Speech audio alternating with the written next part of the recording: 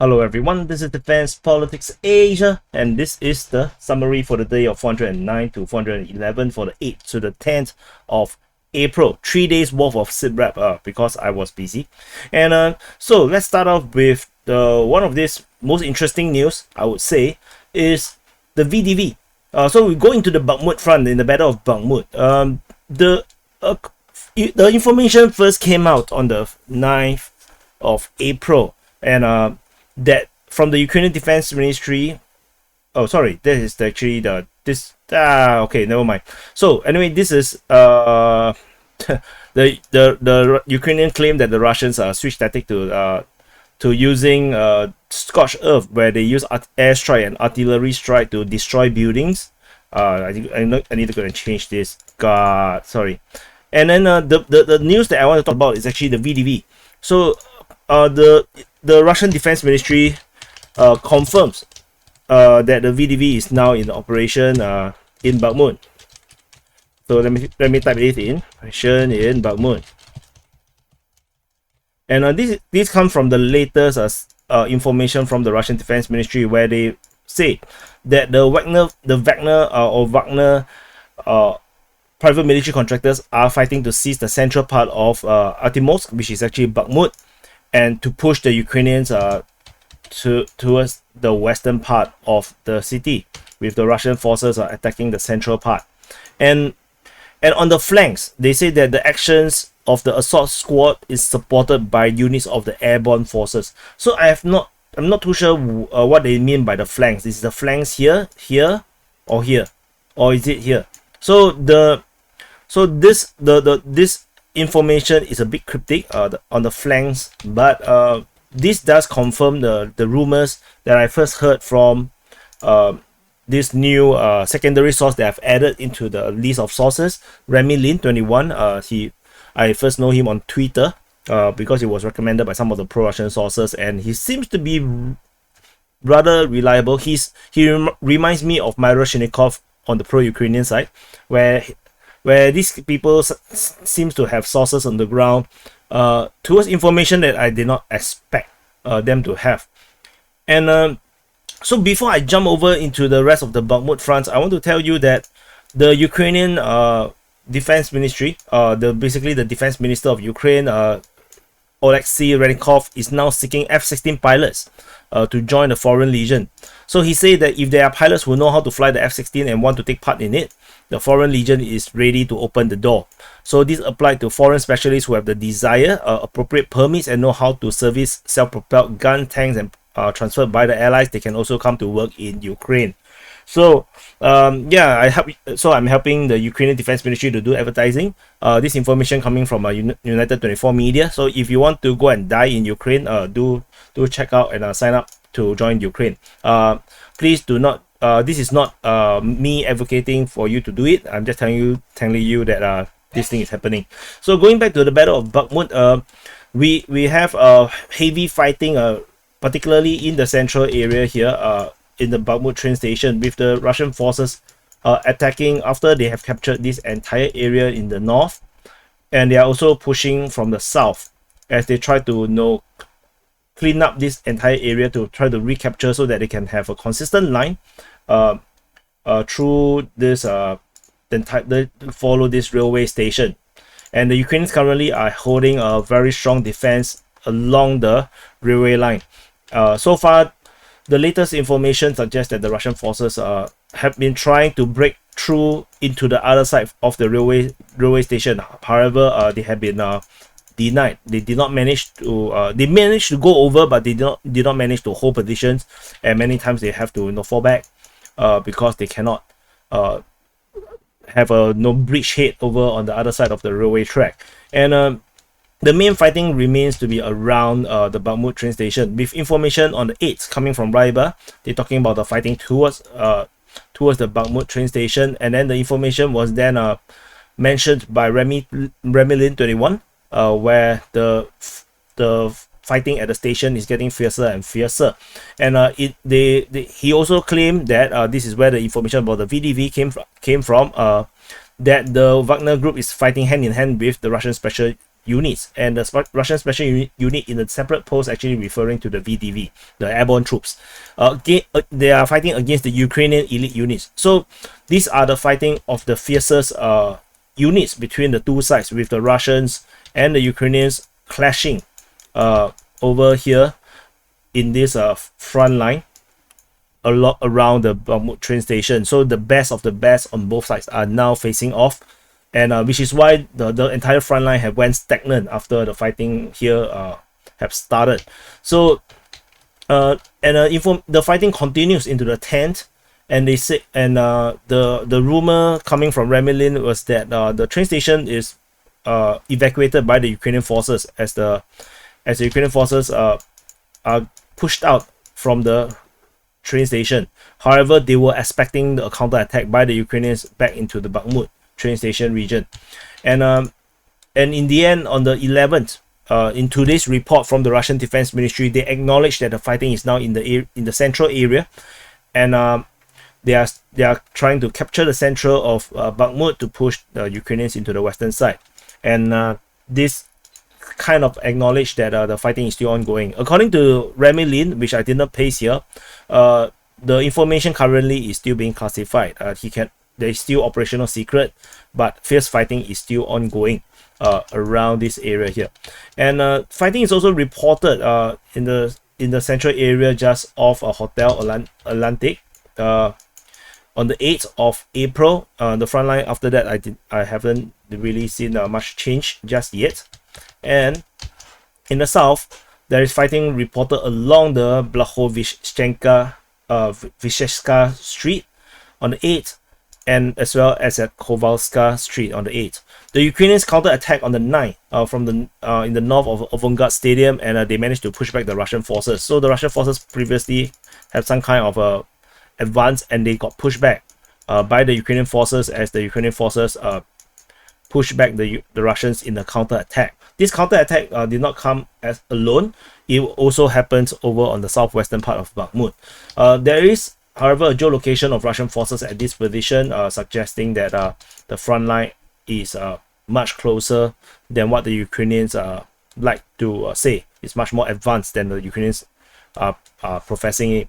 In the southwestern, as I mentioned, in the 9th of April, the Ukrainians actually launched a counter-attack, and they managed to capture back this area here that the Russian forces previously have seems to have captured, and Ukrainian forces pushed in, and this is the last information that we have. On the 10th of April, over the past 24 hours, we did not see any information talking about the southwestern part of Bakhmut. And over at the northern part, there is fighting reported in the northwest part of Bakhmut, with the Russian forces managed to capture this area here, which we did kind of reported this somewhat. It's kind of confirmed with information coming from Ryba and Kremlin. And outside of Bakhmut city itself, there is fighting reported at Khromove. Khromove had been kind of abandoned. The offensive or the attack towards Khromove has been stopped for some days, and it kind of reignited on the 9th of April, and on the 10th, this is confirmed by the pro-Ukrainian source and the Ukrainian Defense Ministry, with the Russian forces actually pushing in this direction. The information is coming from the Ukrainian Defense Ministry on the one on the 9th, and there's fighting also on the eastern part of Bodanivka on the 9th, according to the Ukrainian Defense Ministry. Bodanivka itself also see fighting on the 8th and on the 10th. Presumably on the 9th, of course, we're going to see fighting as well with the Russians trying to attack in this area. I'm not sure if the Russians deliberately holding back, or the Ukrainians actually have a very strong line at Bodanivka that they are unable to break through. So this is kind of unclear.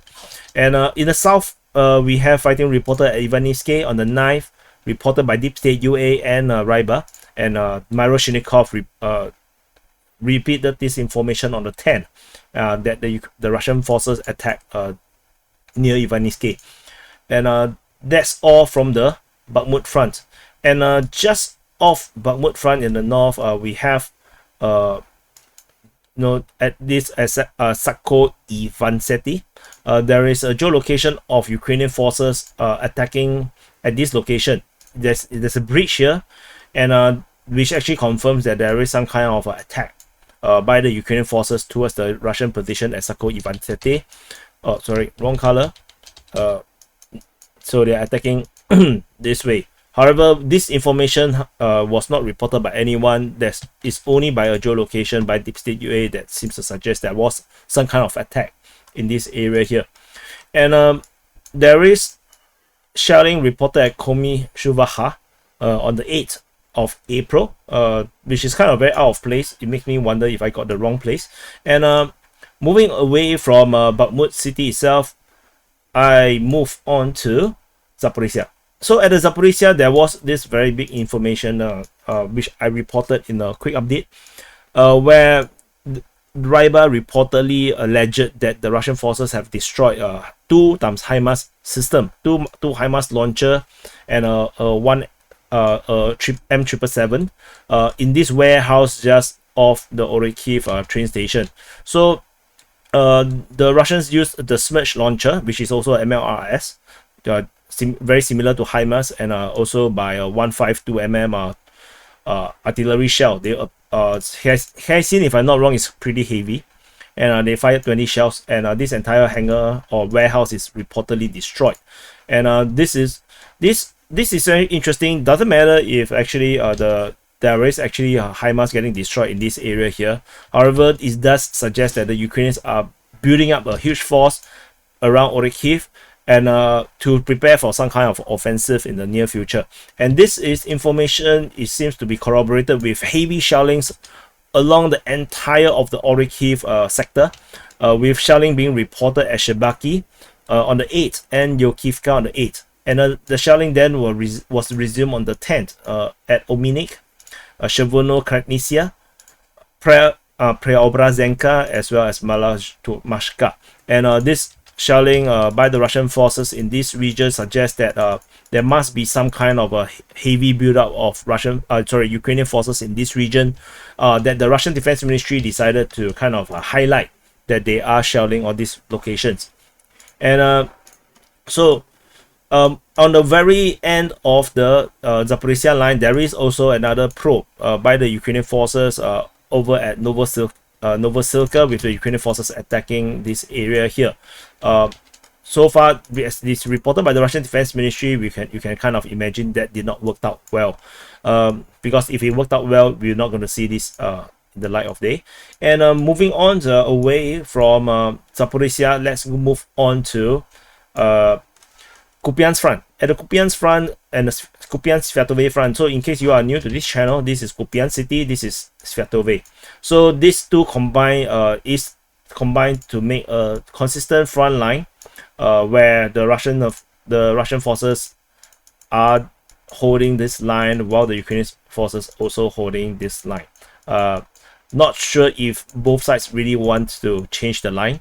Anyway, in the north, around Kupiansk, there is actually a mining operation being conducted by the Ukrainian forces along the entire of the Oskil River from Fyholivka all the way down to Kupiansk itself. So this entire line here is being mined up along the river bank, and they also mined the approach towards Kupiansk. The approaches towards Kupiansk is actually referring to maybe the roads or small roads. However, this is unclear exactly where, because as you can see, there is actually a lot of roads leading into Kupiansk itself. So you can see all these small roads all over the place. So it's kind of unclear where the mining operation is ongoing in the so-called approach to Kupiansk itself. And there is reinforcement reported at Kosherivka on the 10th. Reportedly is from the 14th Brigade with armored vehicles.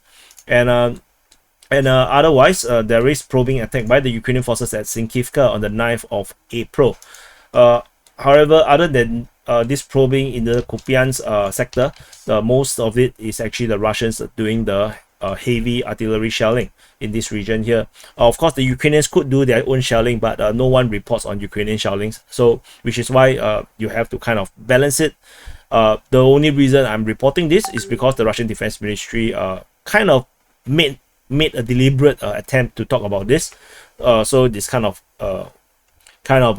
significant, I would guess. The Ukrainian Defense Ministry also reports on Russian shelling, but the number of location they drop is tremendous. Basically, they kind of report every single shelling location, which is kind of impractical. So the Russians reported shelling at Sinkivka on the 8th, 9th, and 8th, 10th, and on the 11th. On the 11th report. 11th report might refer to the shelling on the 10th. I just want to highlight on the Russian Defense Ministry's report come out at noon. So because they come out at noon, I cannot list it as the day before because they do report sometimes on the things happening on the morning. So only the Russian Defense Ministry report, I cannot date it according to the information's date. There is also shelling reported near Vyshana, as well as Pashatrevnevy on the 10th. At Tinkovka, there is also shelling reported on the 9th and on the 10th. Shelling is also reported at Pishani on the 8th, Kaislivka on the 11th, which is today's in the latest report just a few hours ago. And Kromalny also see shelling on the 9th and on the 10th. So there is a huge number of shelling. Sorry, wrong color. So shelling in all these locations, and you can kind of estimate what is the Russians doing.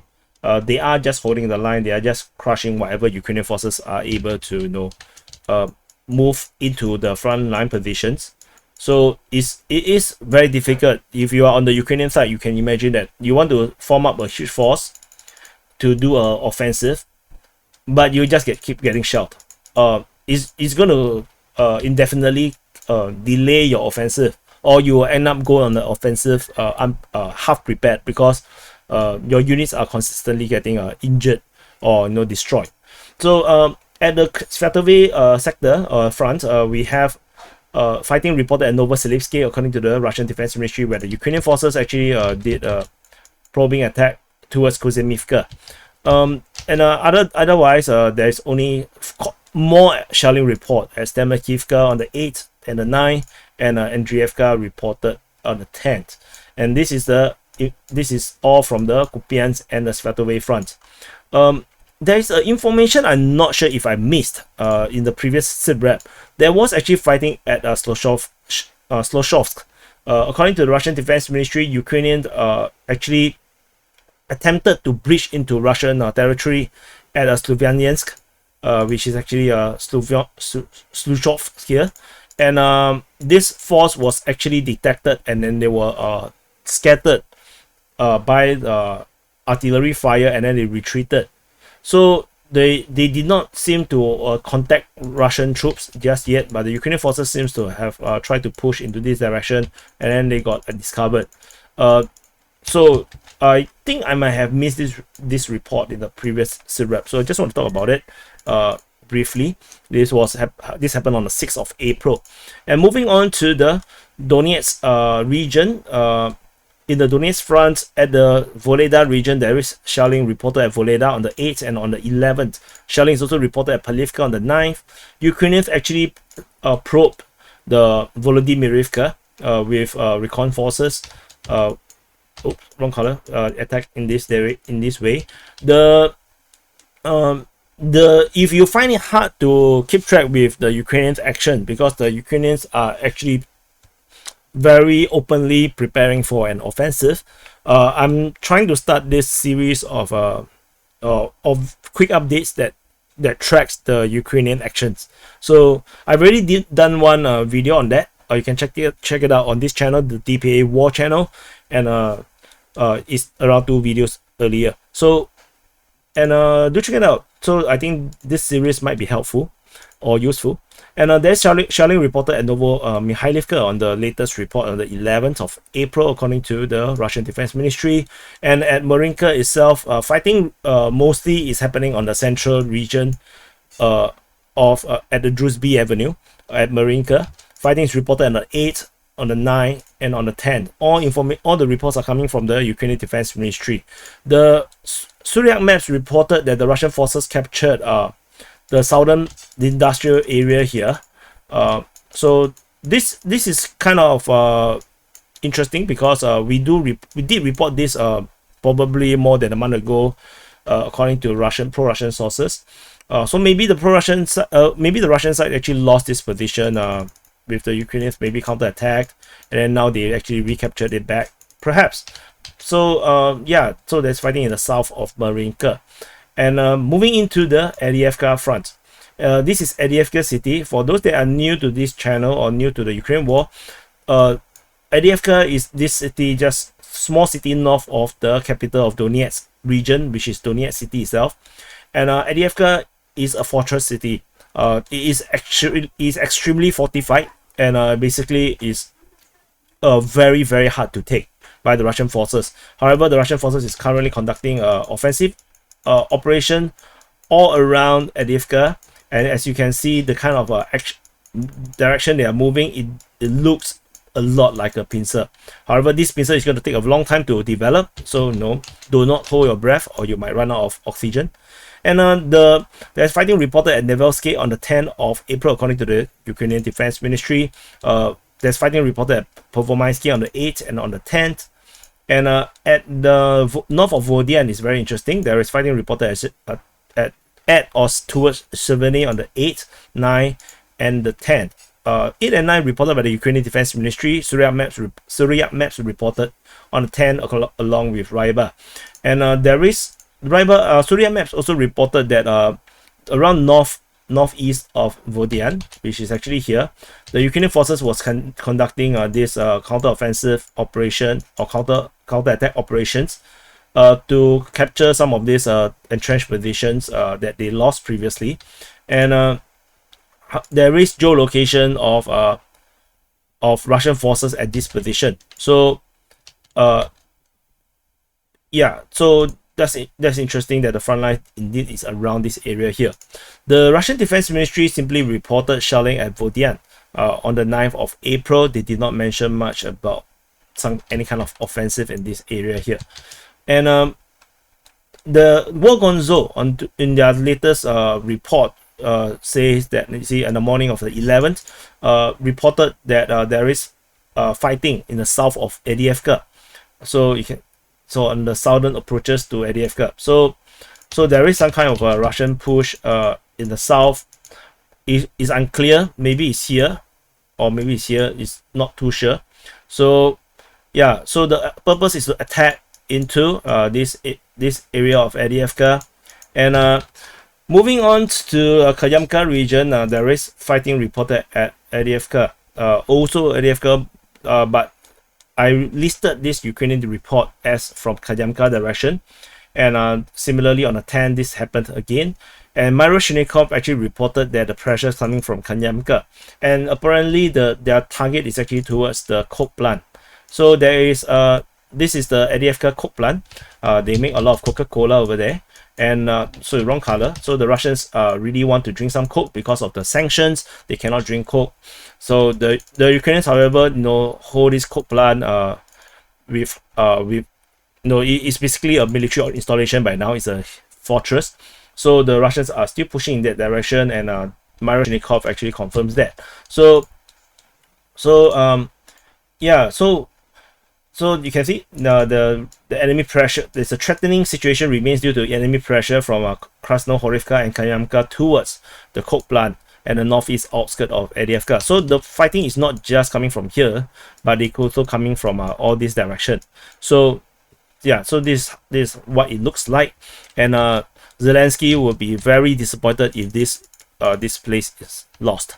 And over in the north of Avdiivka, there is fighting reported on the eastern part of Krasnohorivka, and with the wrong shot key, and they are pushing towards Badaichi, according to the Ukrainian Defense Ministry. On the 9th and on the 10th, Deep State UA reported that the Russians continue to put pressure from Krasnohorivka, which means that the Russian forces is still pushing in this direction. However, this pressure might not be actually as offensive, but probably they are just doing positional attacks against the Ukrainian positions near Svatove. In the north, there is fighting reported between Novobakhmutivka and Novoselivska Druha. According to Deep State UA, the fighting is reportedly within the forest region. So the Russian forces is probably attacking, trying to clear up this forest here that the Ukrainian sources claim that is under Ukrainian control. So fighting is ongoing, and according to SITREP maps, the fighting is instead near the highway on the 10th of April. Most of the information do suggest that the fighting is actually moving towards Novokalinove. According to the Ukrainian Defense Ministry, on the 8th, on the 9th, and on the 10th, this information was then repeated by Ryba, that they are moving towards Novokalinove and Kramik. So the Russian forces are making this push towards this direction, and there is a geolocation of Ukrainian forces conducting some kind of progress. Let me remove this. Some kind of movement along the road, and then they got shot by the Russian artillery. This is geolocated by Chris 759, one of the best, one of the world's best geolocator I know of on Twitter, with the Ukrainian forces actually trying to push in this direction, and then they got discovered and shot. This, however, gives us the information that this is actually where, more or less, where the front line is. So because if the Ukrainians can come here, which means the Russians are actually not so near, they're probably a bit further away. So yeah, that actually confirms our gray zone. And that's all from the Avdiivka Front. And let's move on to the next region. I think that's the last region that we have not covered, which is actually the Kreminna Sieversk region.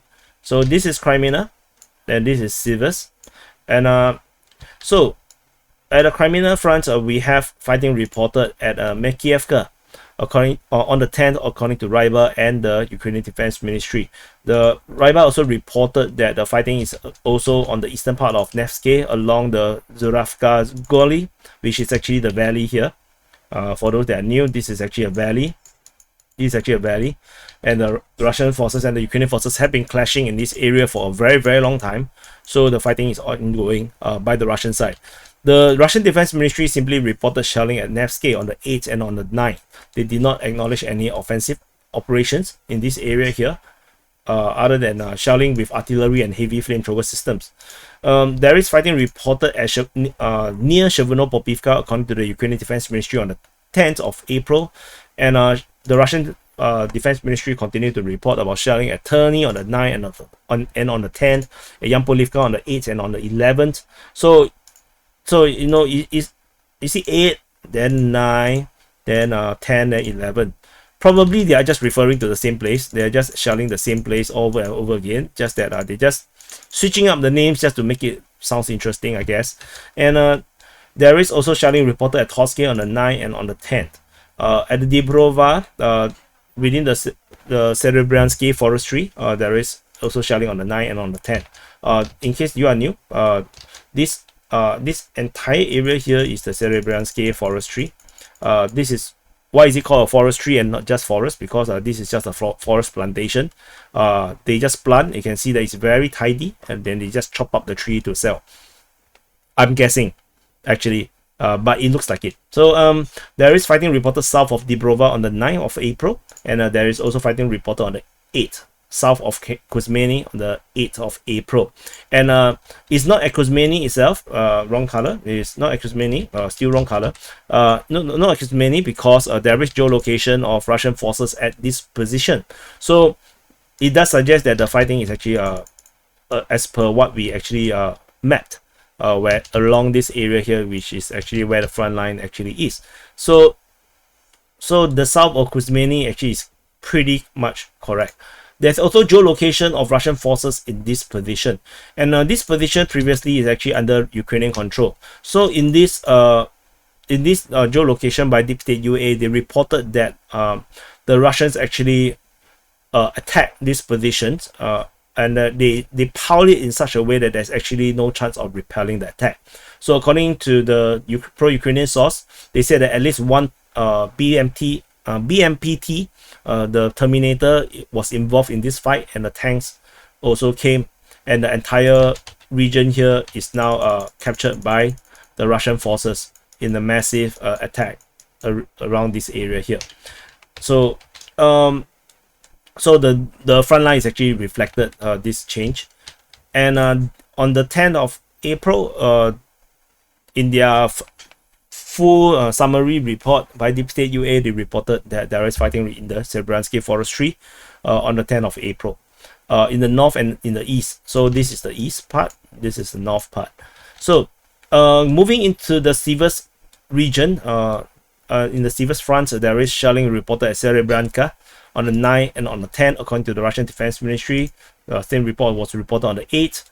And fighting is reported at Avdiivka, according to the Ukrainian Defense Ministry, on the 10th. And on the 8th, there is fighting reported at Khromove and Chasiv Yar. As you can see, the fighting is only just one-off. So it's just probably just recon forces or probing attacks. Nothing significant from the Russian side.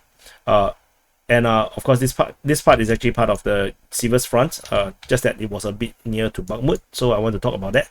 And I think I covered everything. So do press the like button, subscribe if you are new to this channel, the DPA War channel, and if you are from the DPA main channel and you happen to watch here, you do want to check whether you are subscribed to this channel, because it is a different channel from the main channel. And do check out the DPA Open Mic channel at DPA Open Mic. Check it out. I did some work on it, refurbishing the front, the thumbnail, making it look more clickable. Anyway, this is the summary for the day of 409 to 411 for the 8th to the 10th of April, and I'll see you in the next update.